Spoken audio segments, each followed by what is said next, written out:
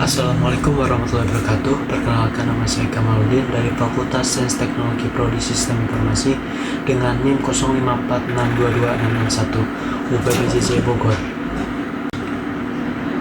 Pada video kali ini saya akan menjelaskan hasil tugas praktik 1 mengenai implementasi HTML, CSS, dan JavaScript DOM dalam pembuatan website aplikasi SITA atau Sistem Informasi Tiras dan Transaksi Bahan Ajar Universitas Terbuka.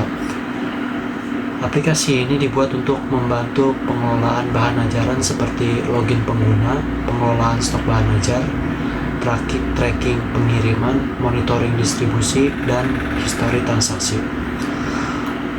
Pada proyek ini saya mengimplementasikan konsep fundamental HTML, CSS, dan JavaScript DOM melalui indikator penilaian tugas praktek.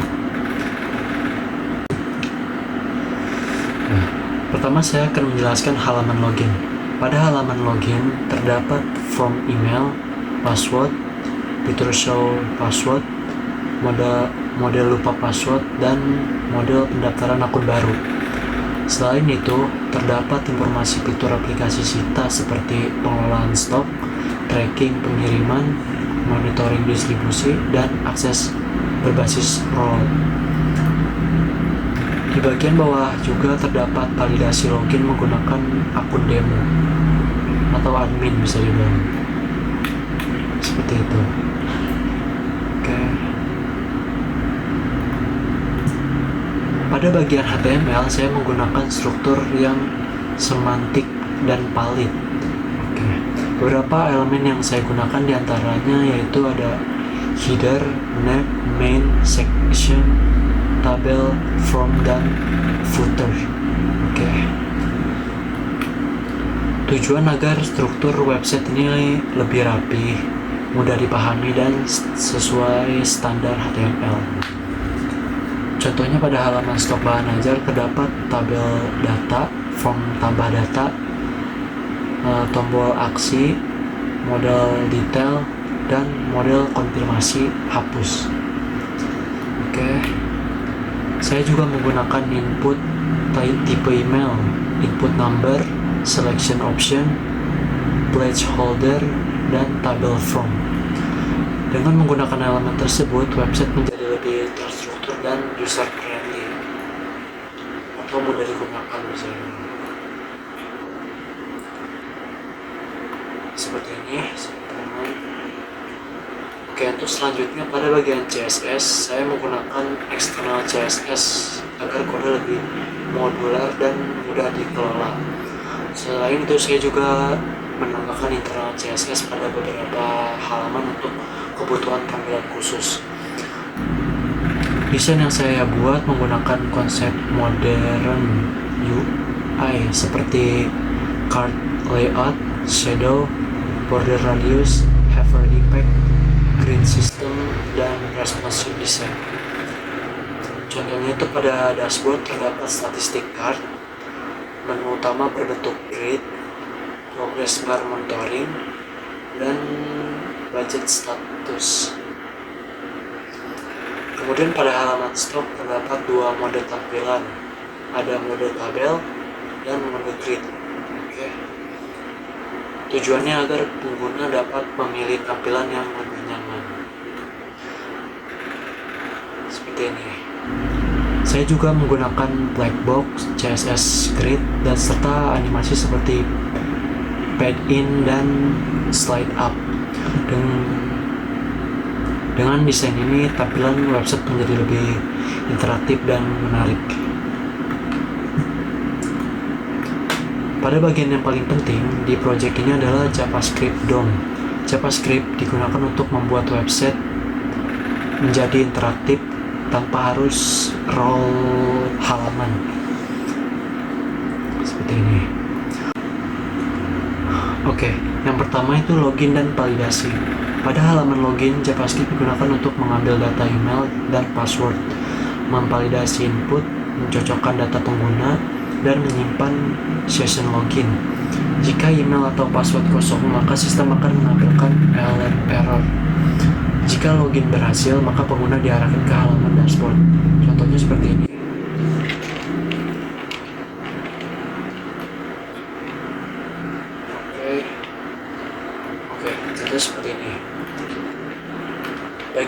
itu ada manipulasi data stok. Pada halaman informasi bahan ajar, JavaScript digunakan untuk menampilkan data ke tabel, melakukan pencarian data, diordering jenis bahan ajar, menambahkan data baru, menghapus data, dan menampilkan detail data menggunakan model. Saat tombol tambah data ditekan, sistem mengambil data dari from, melakukan validasi, lalu menambahkan data ke array dan DOM tabel. Contohnya seperti ini ya. Oke, seperti ini. Manipulasi DOM dilakukan menggunakan create element, inner HTML, dan append child. Dengan DOM manipulasi ini, data langsung muncul tanpa reload halaman. Contohnya seperti ini, teman-teman. Oke, yang ketiga itu ada tracking pengiriman. Pada halaman tracking pengiriman, pengguna dapat memasukkan nomor DO atau delivery order. JavaScript akan mengecek data pengiriman, menampilkan status, timeline perjalanan paket, dan informasi ekspedisi. Contohnya seperti ini.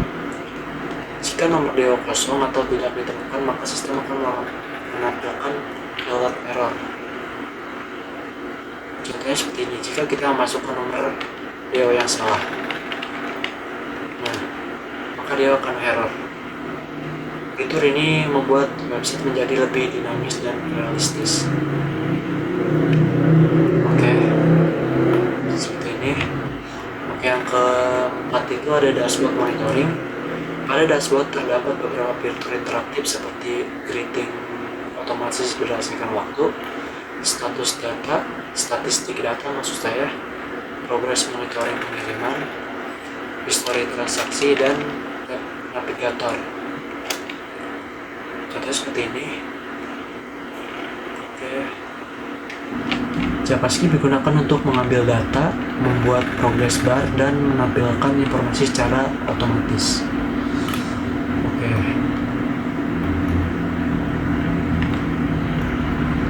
Dalam project ini saya juga menerapkan validasi from dan feedback error. Contohnya itu seperti file wajib tidak boleh kosong, stok tidak boleh negatif, atau kosong bisa dibilang, email harus valid, dan password juga harus diisi. Jika terjadi kesalahan, maka muncul alert box, plus notification, maupun model konfirmasi. Sedangkan jika berhasil, maka muncul pesanan sukses. Oke, seperti ini. Tujuan validasi ini adalah agar data yang masuk lebih aman dan valid. Nah, untuk project selanjutnya ini saya memisahkan file berdasarkan fungsinya agar lebih rapih. Contohnya struktur file terdiri dari index HTML, dashboard, stock, tracking, style CSS, script JS, dan data JS. Seperti ini. Nah, keuntungannya itu untuk modularitas ini yaitu kode lebih mudah dibaca, mudah diperbaiki, dan mudah dikembangkan. Misalnya CSS dipusatkan di file style CSS, data dummy disimpan di data JS, dan fungsi JavaScript dipisahkan di script JavaScript. Oke. Sebagai tambahan kreativitas, saya menambahkan tampilan modern, icon emoji, modal box, progress bar, toast notification, model grid dan tabel, animasi transisi, dan responsive layout. Seperti ini. Jika saya juga membuat sistem role user seperti UPBJJ, Puslaba, dan fakultas. Tujuannya agar aplikasi terlihat lebih realistis seperti sistem informasi yang sebenarnya. Nah, untuk kendala saat pengerjaan, selama proses pembuatan website ini, saya mengalami beberapa kendala seperti data tidak tampil di tabel, model tidak muncul, kesalahan penulisan ID, dan CSS yang bertabrakan. Cara saya mengatasinya adalah menggunakan konsol browser, mengecek sintak JavaScript, dan memperbaiki struktur HTML. Oke, dari proses ini saya belajar pentingnya debugging dan struktur kode yang rapi.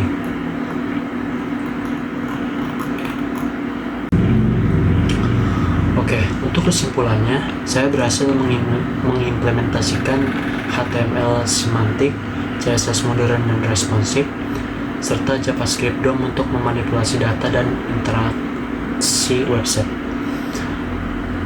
Melalui proyek ini saya memahami bagaimana membangun website interaktif menggunakan form, tabel, model, validasi, manipulasi DOM, dan pengolahan data.